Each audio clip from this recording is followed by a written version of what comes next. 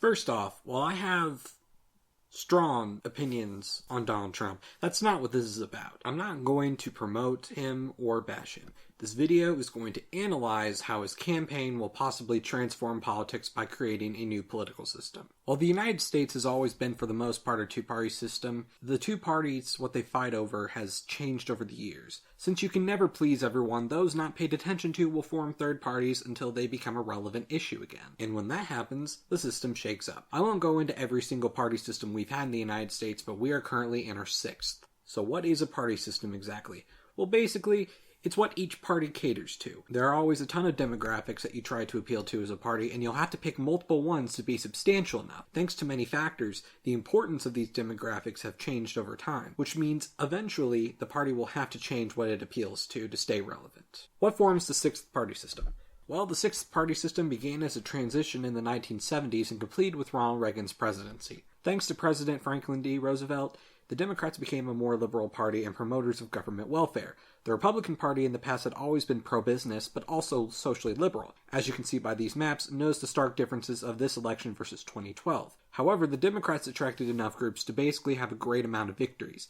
The Republicans were losing ground, so a shift was necessary. When the Democrats promoted civil rights, suddenly the southern white demographic of the South wasn't as pro-Democrat anymore as it always had been. So the Republicans under Nixon tried to appeal to these disenfranchised anti-civil rights people of the South, and he called it the Southern Strategy. However, Reagan would take things further. Reagan came out denouncing what he called the welfare state, and suddenly conservatives across the country were now moving over to the Republican Party as well. Reagan basically completed the 6th party system with one final step: evangelicals. Beforehand, being a Christian in the United States was basically a given, especially for the great majority of the population. There were Christian liberals, Christian conservatives, Christian everything. But as time went on, being more secular in the United States disenfranchised this group, and a trend began showing where the more Christian you were, the more likely you were to be conservative, because conservatism tends to promote tradition, not just things like free market capitalism. There were also the libertarians who hated big government that were attracted by his message of shrinking the government. Reagan, being a conservative, a Christian, and still adopting the Southern Strategy, brought all these groups together to support him. This broke the 5th party system and created the 6th party system. The Democrats on their end began taking on more centrist groups while holding on to social liberal values. However, by this point, the system is beginning to change again. It started with the end of the Cold War, which made anti-communism a sort of non-factor anymore to the new generation. Then the War on Terror began, which began a new factor to sort of replace that. Then the minority populations became more contested. Often today, people consider the Republicans as anti-immigration, and that's why they lose minority support compared to the Democrats. It didn't used to be like this. Similar to the Christian group I mentioned earlier, both parties at one point treated to immigrants. If you don't believe me, here's a primary debate between Ronald Reagan and George Bush I over Mexican immigrants. These are good people, strong people. Part of my family is a Mexican. Rather than making them or talking about putting up a fence, why don't we work out some recognition of our mutual problems, make it possible for them to come here legally with a work permit, and then while they're working and earning here, they pay taxes here. And when they want to go back, they can go back, and they can cross and open the border both ways. Compare that to what recent politicians have been saying over immigrants, and you can see the difference.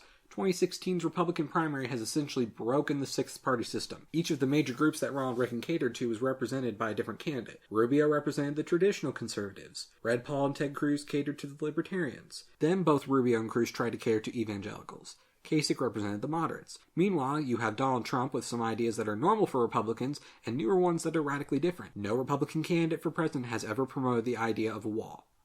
Cruz and Trump both also promoted ideas to restrict immigration to the country, and Donald Trump proposed a ban on all Muslims entering the country, which has caused a lot of Donald J. Trump is calling for a total and complete shutdown of Muslims entering the United States until our country's representatives can figure out what the hell is going on.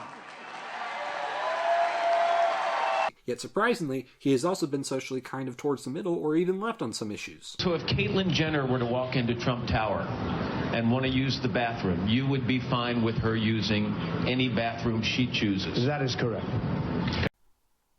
Yes, the Republican candidate of the United States is pro-transgender. That's when Cruz and Kasich, the last remaining opponents at the time, tried to pull their own cards. He's not a traditional conservative. He's too radical. All these points were valid in the sense that he is not a traditional Reaganite conservative, and that's because he's changing the system. The Reagan coalition under the six-party system was fragmented, and 16 other candidates that promoted the system were all defeated. What this means is that the Republicans, well, a good chunk of them, have rejected the old system. Whether for better or for worse, Donald Trump is creating the seventh system. Whether it'll last is up to history, but we can't deny he's changing politics.